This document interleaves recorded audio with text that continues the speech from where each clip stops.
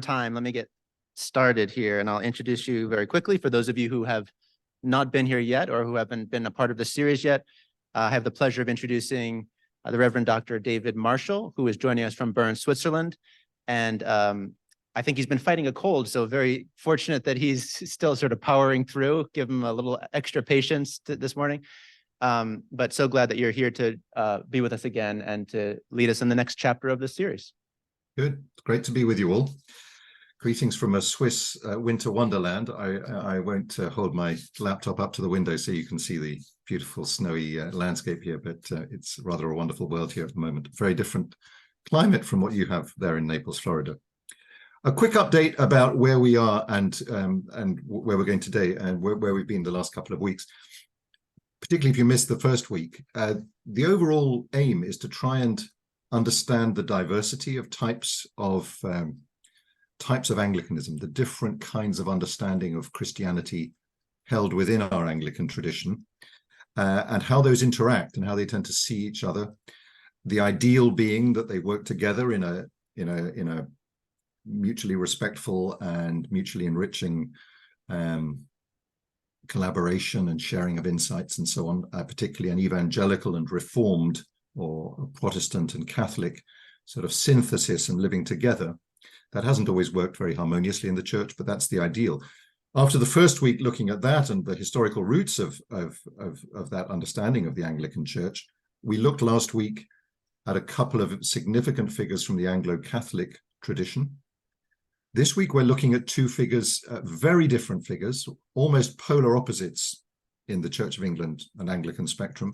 John Robinson, a very significant liberal Anglican theologian in his day, and John Stott, undoubtedly the leading evangelical thinker and leader of his day. More about them in a moment, but have in mind that part of what we're doing is to try to understand how these people would have understood each other. So we're just going to be taking quite brief snapshots of these men and their thought. And I'll try also to draw out a little bit about how they would see each other, how they would see the Anglo-Catholics like Michael Ramsey and the others, and characters like C.S. Lewis as well. So it's to get a sense of the overall internal conversation within the Anglican tradition that we're aiming. And David, before you continue, if you don't mind, if you put the headphones on, I think it does make a little bit of difference. Very good. Happy to do that. Appreciate it. Thanks.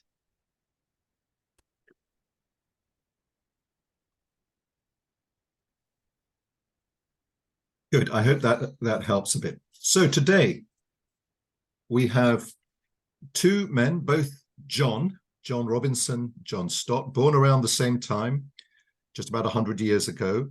Very similar in terms of background, both from privileged, educated, highly educated backgrounds, both graduates of Cambridge University, highly intelligent, brilliant, one might say, brilliant communicators, both ordained young in the Church of England, and yet with almost about as different within the Anglican spectrum as you can find, different visions of the Christian faith and of what the church should be doing in the world and how the church should relate to contemporary patterns of thought, contemporary assumptions, contemporary morality.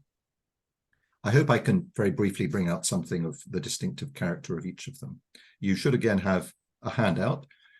So we start with the slightly older one, Bishop John Robinson, who was born in 1919. He was, in a sense, born at the heart of Anglican privilege. His father was a canon of Canterbury Cathedral. So a very privileged, secure Anglican upbringing. He went to Cambridge University. He was a very brilliant young scholar. He became a New Testament scholar, a teacher at seminaries in the Church of England, and then at an early age became dean of Clare College, Cambridge, which means he would have been in charge of teaching theology there. He was teaching students and writing books on the New Testament. At a very early age, only 40 years old, he was made a bishop in the Diocese of London. He became Bishop of Woolwich, and he spent 10 years there, during which he became probably the best known figure in the Church of England for controversial reasons. And I'll say a bit about that in a moment. 10 years later, he decided to retire from his work as a bishop and returned to academic life at Cambridge, where he remained until his death in 1983. He was a controversial figure. The main focus of the controversy is a book he published in 1963 called Honest to God. I'm going to major on that, but there was one other quite significant bit of controversy about him just a year into his time as bishop. He engaged in a public debate that roiled Britain at the time around there was a debate around the move to publish an unexpurgated edition of D.H. Lawrence's novel Lady Chatterley's Lover, which had originally been published, I think, back in the 1920s or so. Lawrence had died in 1930. So it had been banned from being published in its full form because it was too sexually explicit for British standards at the time. But come 1960, there was a move to republish it. There's a debate. Now, you would imagine that a Church of England bishop is likely to be on the conservative side of that debate, but in Robinson's case, not at all. And I quote, the words there beginning clearly Lawrence are, I don't make it clear in the handout, these are his words, as quoted in an essay about him. In his contribution to the public debate, he said this: clearly Lawrence did not have a Christian valuation of sex, and the kind of sexual relationship depicted in the book is not necessarily one that I would regard as ideal. It's adultery. But what I think is clear is that what Lawrence was trying to do is to portray the sex relationship as something essentially sacred. So he was prepared to go out on a limb and take a position which very few other spokesmen of the Church of England would have wanted to take, or probably even if they had agreed with him, would have dared to take. He certainly couldn't be faulted for his courage and his frankness. He felt that the Church of England should not stand in judgment over this novel and reject it as sexually immoral, but should see what was positive in it. And he makes this, one could say, nuanced comment that, yeah, this isn't a Christian vision, but let's not ban it, let's not reject it. Maybe there's things the world is telling us that we need to hear. Maybe Lawrence, even if he's not a Christian, is saying things about human sexuality which we need to hear. How did that go down? Well, probably in the wider society, a number of people thought, refreshing to find bishops who are not so fusty and conservative. But within the church, he got quite a hard time. The Archbishop at the time, Geoffrey Fisher, rebuked him publicly as a stumbling block and a cause of offense to many ordinary Christians, because he had spoken in praise of this sexually explicit book, which seemed to be celebrating adultery and so forth. And he was widely regarded as, quotes, the high priest of the permissive society. And note, this is in 1960, the beginning of the 60s, the sexual revolution. Things are moving in a very liberal direction in terms of morals, understanding of marriage and so forth in the society as a whole. It's as if he is halfway down that street already and way ahead of the church to which he belongs. Just a very brief word about that, but I'm going to mainly focus now on what he had to say about the heart of the Christian faith in this book that he published in 1963 called Honest to God. And I don't have the figures, but it was a kind of huge runaway bestseller. I mean, theological books in Britain tend not to sell terribly well. If you sell 1,000 or so, you're doing very well. I'm sure it sold at least 1 million. It was big news. It was in all the media outlets. There were lots of interviews with him. It made a huge impact. Let me quote a little bit from what he says in the preface. This is right at the very beginning of the book to get a flavor of what he was trying to say. He writes this: I suspect that we stand on the brink of a period in which it is going to become increasingly difficult to know what the true defense of Christian truth requires. There are always those, and I know because he mentions him elsewhere in the book that he has C.S. Lewis in particular in mind, also Dorothy Sayers and others. There are always those Christians, intelligent lay people, who see the best and indeed the only defense of doctrine to lie in the firm reiteration, in fresh and intelligent contemporary language, of the faith once delivered to the saints. So he's recognizing there that people like C.S. Lewis, who held to a very staunch, in effect, unrevised version of the Christian faith. They had a place in the church. He's not attacking them, but he's saying we need something else as well. And so he goes on to say, at the same time, I believe we are being called to far more than what Lewis was doing, far more than restating of traditional orthodoxy in modern terms. A much more radical recasting of the Christian faith is demanded, in the course of which the most fundamental categories of our theology, of God, of the supernatural, and of religion itself must go into the melting. For I am convinced that there is a growing gulf between the traditional orthodox supernaturalism in which our faith has been framed and the categories which the lay world, the world out there beyond the church, finds meaningful today.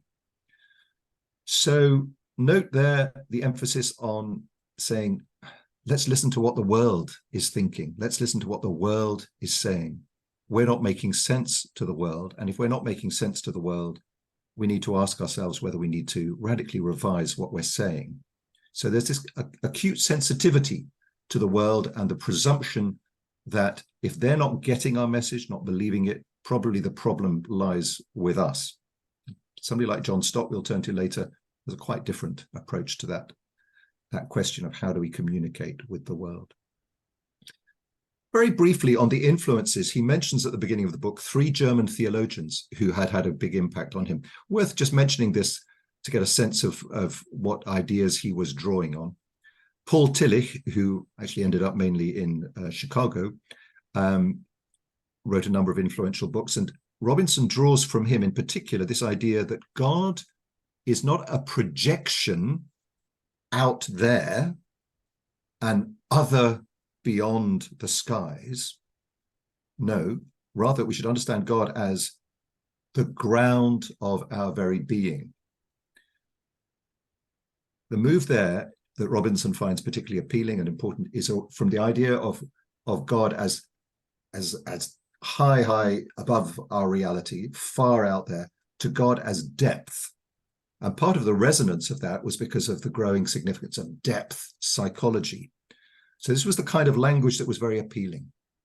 People who could no longer really accept the idea of a God high above, a God out there, objectively, a God over against us, a God other than us, who really interacts with the world from outside it. Rather, language of God refers to the depths of our being.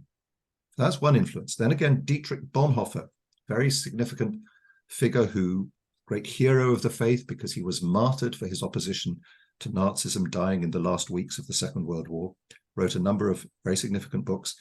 He has this tantalizing idea, Bonhoeffer, at the end of one of his books, about Christianity without religion. People debate what he meant by that. Robinson understands Bonhoeffer as calling Christians away from a kind of withdrawal from the world into a churchy enclave, and rather the church should be out there in the world, in the messiness and the pain and the joy of the wider world, whether it's religious or not, and finding God there rather than just within the confines of its own life. That's something that appeals to Robinson a lot. He's wanting to push the church out, to blow fresh air into the church and say to the church, get out there in the world, listen to the world, learn from the world, engage with the world as it is. Don't be so stuffy. Finally, a New Testament scholar, Rudolf Bultmann, who is famous for a concept of demythologization. What does that mean? It means that when you read the New Testament as a modern 20th century, in his case, Christian, and the New Testament refers to a God who is out there, a God who does miraculous things in our world, a God who allows miracles to happen in this world, such as the miracles performed by Jesus, such as raising the dead man Jesus from the grave. When the New Testament uses this kind of supernatural language, we shouldn't reject it, but we should understand it not as describing what actually happened, but as mythical language, which the aim of which is not to convey what actually happened, but to convey truths about the depths of human life. So you demythologize such language. You regard them as myths, and you say, what is this telling us about what it means to be a human being? What is the kind of spiritual takeaway from this? And you don't get hung up about questions about, did this really happen? Can we really believe these things today? So those are the kind of influences that he acknowledges, and he proposes an approach to the Christian faith. He doesn't give a kind of a radical, he doesn't give in concrete details, this is the new creed to which we should sign up, but he's proposing a whole spirit of approach to the Christian faith, which sits loose to the tradition and is willing to demythologize, that is out there engaging with the world, that is not seeing God out there, but is seeing God as in the depths of our reality. Now, what did people make of this? Well, it was a bestseller, as I mentioned, so it was undoubtedly resonating with many in the wider society, and doubtless many in the church as well, who were doubtless thinking along similar lines to him. He was clearly listening to many strains of thought, many tendencies in contemporary society, and able to propose some quite interesting ways of relating the Christian faith to them. In terms of how would some of the other people we're thinking about in terms of this internal Anglican discussion? Last week, we thought about Archbishop Michael Ramsey, who was the Archbishop of Canterbury when this book came out in 1963. He, far from being a fundamentalist, but he was a traditional Catholic Anglican believer, and he was profoundly upset by Robinson's book.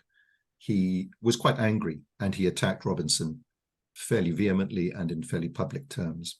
I think he kind of made a distinction between acknowledging that Robinson was raising some important questions about the nature of religious language, which, in themselves, these were questions which theologians were justified in raising, but he could not accept the radical recasting of Christian belief, in particular around the miracles and so forth, and around the objectivity of a God who is truly other than us. Ramsey was very unhappy with this. Here's an interesting comment from somebody who is now in his old age, I think still an emeritus professor at Notre Dame, a British scholar and philosopher, Alistair MacIntyre, who at the time was a brilliant young philosopher still working in Britain. He wrote a book review of Honest to God, and this was his opening statement. What is striking about Dr. Robinson's book is that he is first and foremost an atheist. And he was not himself MacIntyre was not saying this as a Christian. He was not saying that I, as a Christian, believe that Robinson is not a Christian. He was saying it just does not make sense to say that any coherent with any coherent sense, Robinson can still be called a believer in God, because he shows that throughout Robinson's book, Robinson takes traditional Christian language about God and Christ, and basically all the time says he's not really talking about, this language is not really talking about God or Christ, but is talking about what it is to be a human being.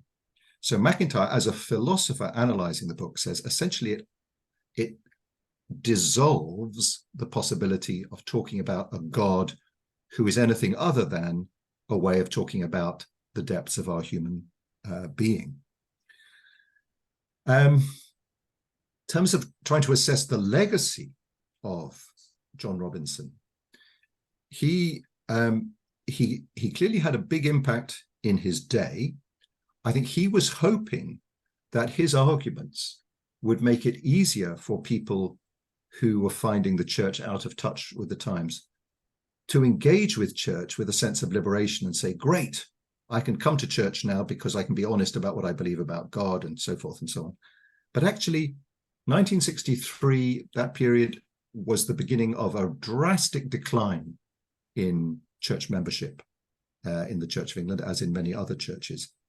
I don't think anybody can claim that Robinson's book had the effect, which I think he was probably hoping for, of enabling the church to be more attractive to modern people in the sense of drawing them into active engagement with the church, because the church was now, as it were, endorsing a more liberal intellectual climate in which you could believe all kinds of interesting new things about God.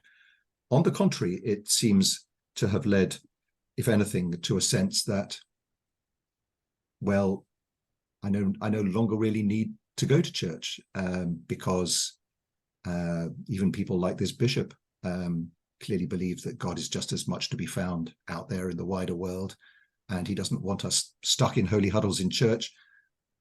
As it were, the motivation to go to church was, I think, somewhat eroded in the long term by the impact of his book. And certainly the kind of organization with which Robinson was associated, particularly the book and the Christian organization, the student Christian movement that published the book, these organizations have declined drastically.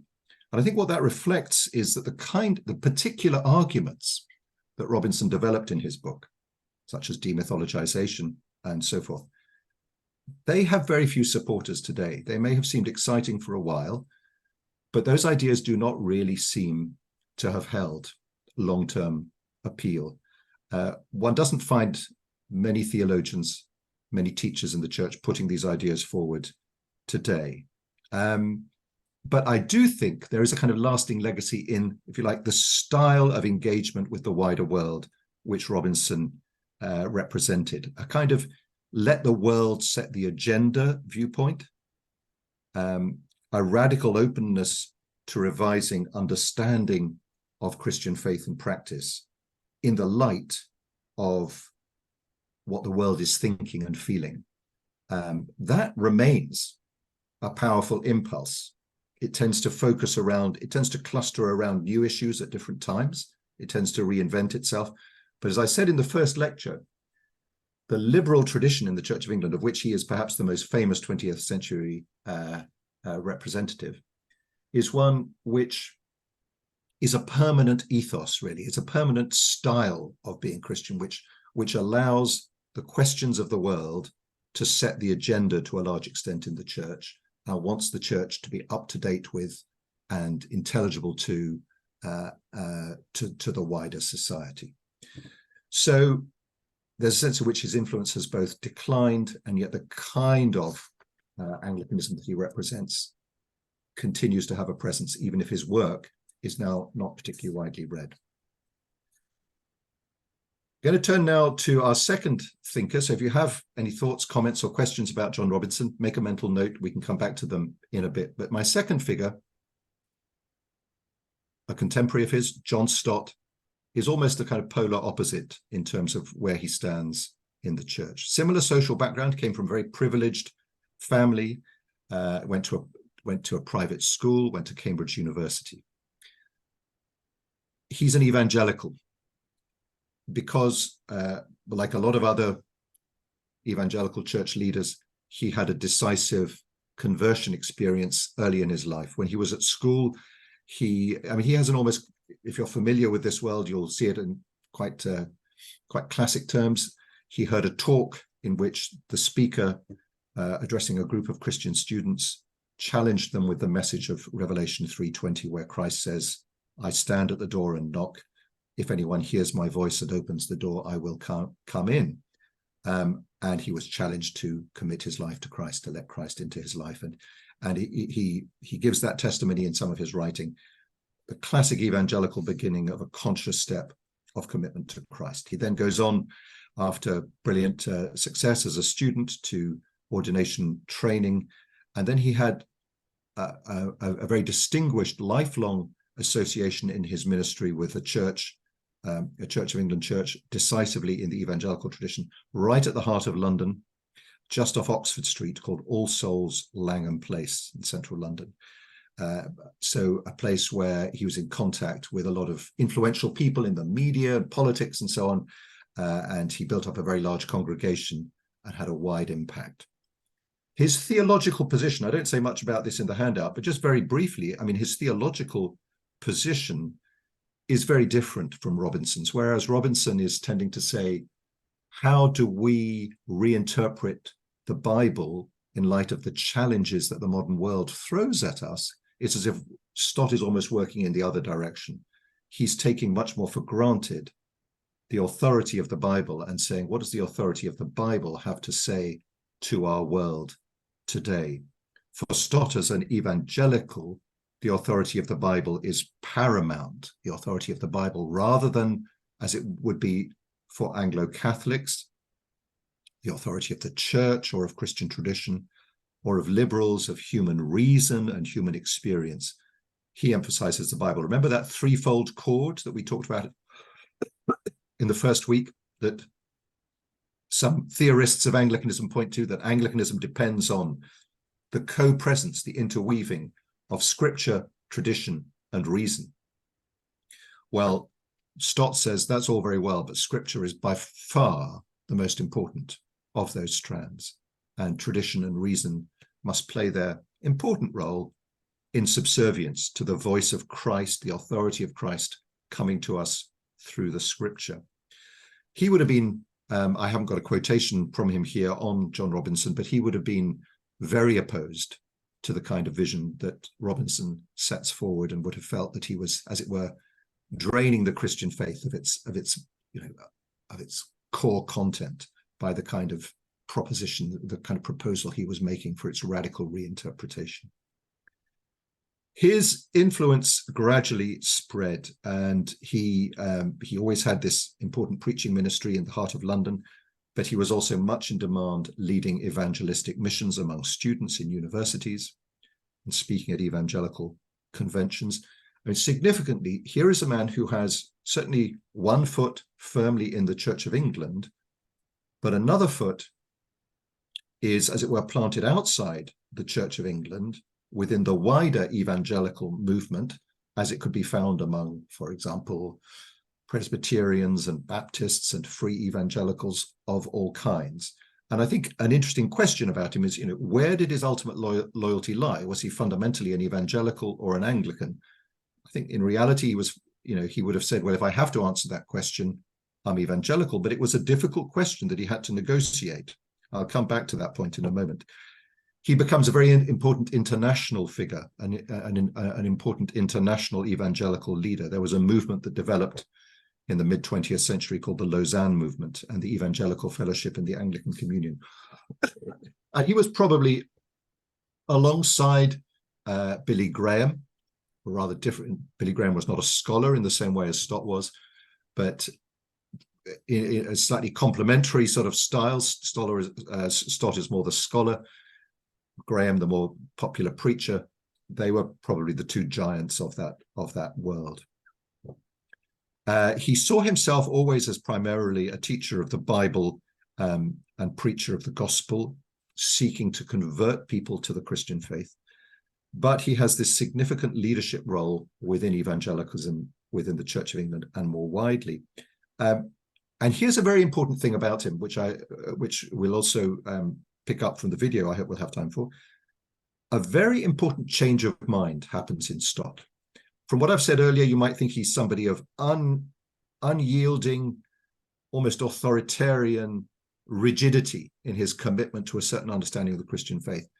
Mid-career, he has the humility to admit to a very significant change of mind. Early on, he believed that the task of the church is almost entirely defined as evangelism, as making Christian disciples, simply telling the world about Jesus Christ and summoning the people of the world to faith in Jesus Christ.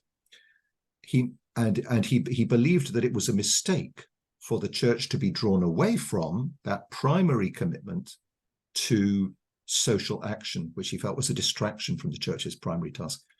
In the late 60s, which is around his late 40s, he moves from that position. He's persuaded by evangelicals who have a wider view that social action is also a very important part of the mission of the church. And he came, I think, often to use the image that they go together, evangelism and social action, like the two blades of a pair of scissors. If you don't have both, the church loses its cutting edge, if you like, its capacity to do anything useful. It needs both in order to be the true church of Jesus Christ. And his advocacy of this wider understanding of the mission of the church was highly influential and has to some extent become mainstream among evangelicals now, although in some quarters, some might still hold to his earlier position of just evangelism. I think perhaps we can move. There's some other points in the handout there, which you could look at later if you're interested. I'll just draw out one of the points I mentioned there, which is that I mentioned earlier the tension between his identity as an evangelical and his identity as a member of the Church of England, as an Anglican. This was dramatized at one very significant moment when, at a meeting of evangelicals in England in general, those within the Church of England and those beyond it, in the Baptist churches, in nonconformist churches of various kinds, a very significant British evangelical figure who was not an Anglican issued a public challenge to John Stott and the evangelicals of the Church of England, saying to them, leave the Church of England. It's, in effect, he was saying it's a compromised church full of liberals, people like John Robinson, who scarcely believe in God anymore, people promoting revisionist sexual morality, all this kind of thing. Leave the Church of England, come and join us, and let's just be one evangelical church together in Britain and present a united evangelical front to our country. And Stott, interestingly, at that point came down on the side of his loyalty to the Church of England and said, no, we're going to remain in the Church of England. We disagree with much of what some of our leaders believe, but we believe this is where God has placed us. And that was very significant, because if he had left the Church of England at that point, he would have taken probably the majority of the evangelicals with him, such was his authority. But instead, he made it normative for evangelicals to remain within the Church of England, even when they didn't always agree with their bishops and so forth, and to work from within it.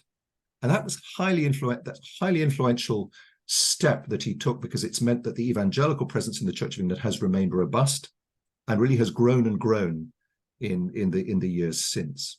And whereas in, let's say, 1963, when Robinson and Stott are both in their early 40s, when Robinson writes Honest to God, probably if you'd said at that point, what is the Church of England going to look like 50, 60 years from now?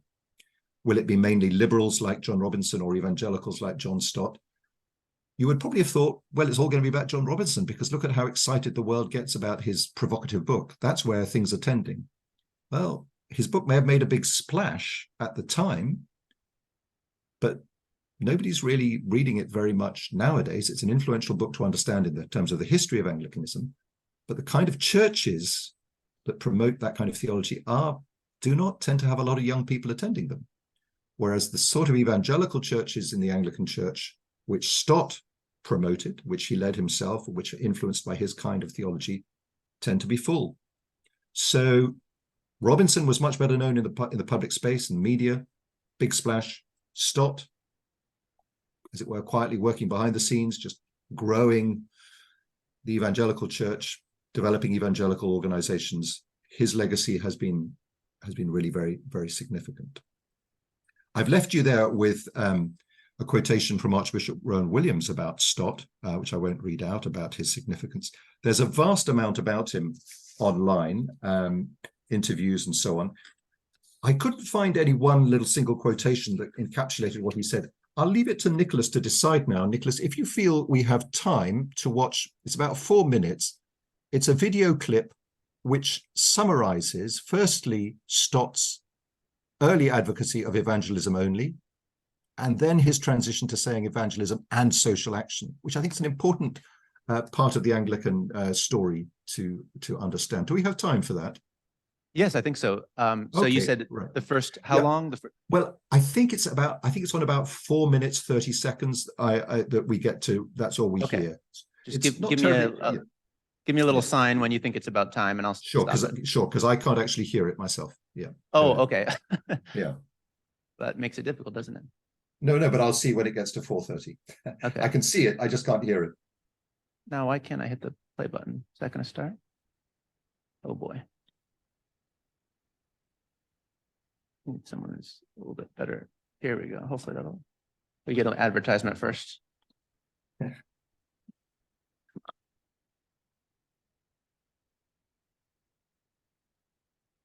Come on, this mouse is not working.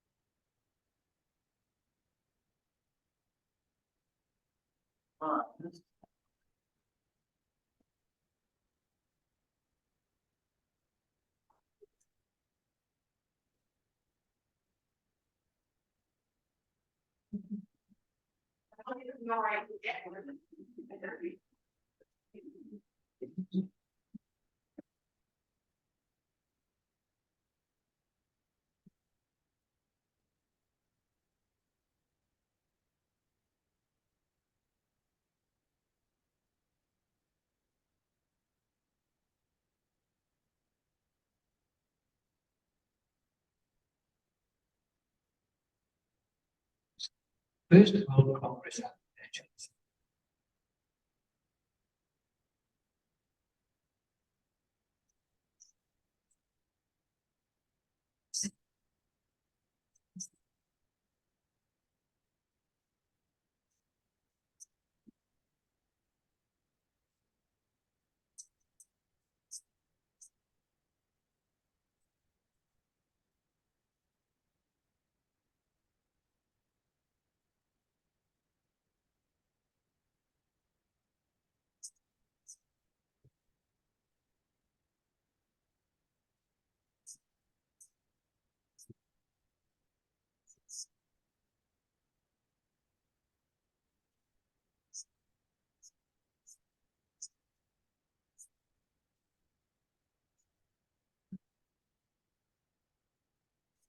See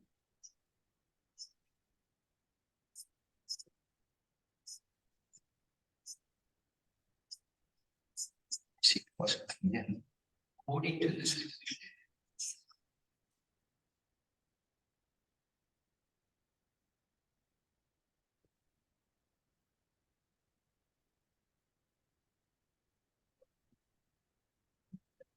seems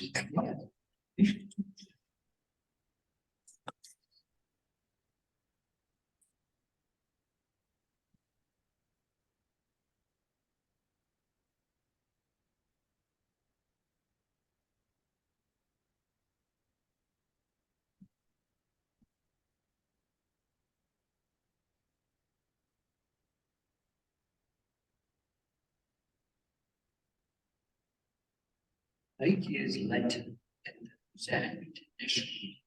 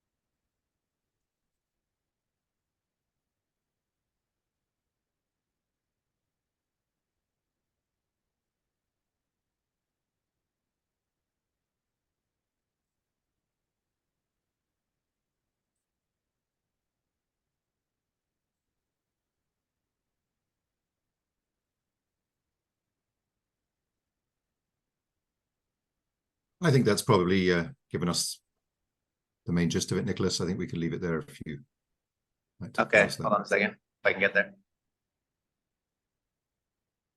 I found online many. Okay, got it.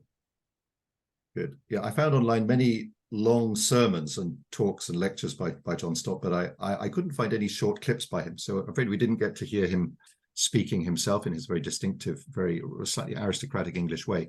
But I thought at least there you got the quotation of his views on the mission, the task of the church in the world, and that was quite significant. Now I'm afraid I haven't left a very long time for questions, but any comments or questions, I'd be glad to hear your reactions, your thoughts.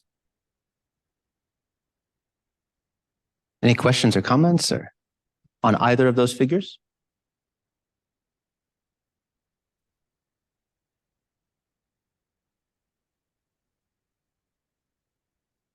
How many of you were aware of either one of them in terms of their life and ministry or teaching, their writings? Have you heard of Honest to God? Was that something that you were aware of?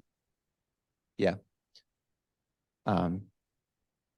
It's remarkable how some things, like you said, they create such a splash at the time, and then they have very little continuing influence in terms of the ongoing life of the church. Whereas the tradition of which he is a part obviously continues to thrive, and likewise with Stott. Yeah. It is a little interesting, David. I found that from my time in the Church of England, visiting the Church of England, I should say, these demarcations between the different traditions within Anglicanism are a little bit more clearly marked than they are in America. Yes. I had someone come up to me the other day and say, "I didn't know there was an evangelical wing in the Church of in the Anglican Church." Well, quite. I think that's right. And from my years at teaching at Duke Divinity School, where I was leading the Anglican Episcopal program, yes, the lines are different. They are. I mean, the instinct, the tendencies are there, but they manifest themselves in different ways. One thing that I found very refreshing about Anglicanism, the Episcopal Church in the US, is that those of a more evangelical outlook are still very keen on the liturgical tradition of Anglicanism. The prayer book is important to everybody.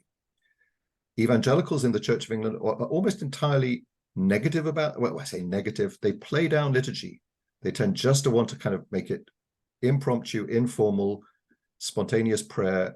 Liturgy is almost seen as something to be embarrassed about, and that's kind of part of the kind of passé, the old style, which is a great shame, because it seemed to me that in the States people were able to hold together both the kind of evangelical background with which many came and hold that together with the more Catholic liturgical tradition in a way that, unfortunately, in the Church of England people tend to go their separate ways and not benefit from each other's traditions. Yeah, it's fascinating how all coming from the same basic tradition, and yet they manifest themselves very differently in different times and places, and leave them alone in a different country for a while, and it changes quite dramatically in some ways. Absolutely. And again, in other parts of the Anglican Communion, you would find, take, for example, within Africa, the church in South Africa has been strongly shaped by a kind of Anglo-Catholic tradition, of which Desmond Tutu was an example, and a kind of liberationist, quite liberal, radical kind of gospel. In other parts of Africa, like Nigeria, it's almost entirely an evangelical tradition. It manifests itself very differently in different parts of the world. Yeah, which makes those gatherings very interesting, right? When we all come together, it makes them quite difficult. It does. Yeah. Any last questions before I have to run to? We're having an Advent Lessons and Carols service at 11:15, so I have to run to help with that. But any other questions or comments for David? Okay, so next week we are taking a break because we have the important liturgical event called Christmas Cookie Sunday, which is a tradition that Father Ed. Yeah, exactly. So we won't be having this class this whole area will be filled with Christmas cookies. So Right. we won't be having this next week, but David's going to come back and join us the week following for the last session, Where we'll be looking at C.S. Lewis, where we'll be looking at CSS, right? who's quite Wonderful. quite a different proposition, and I hope you'll all find Absolutely. that fun. Yeah, yeah. Yes. Okay, Well, very thank you good. so much, David. Thank you again. Well, and a blessed Advent to you all at Trinity, and see you in 2 weeks' time. Wonderful. Thank you, David. Okay, goodbye.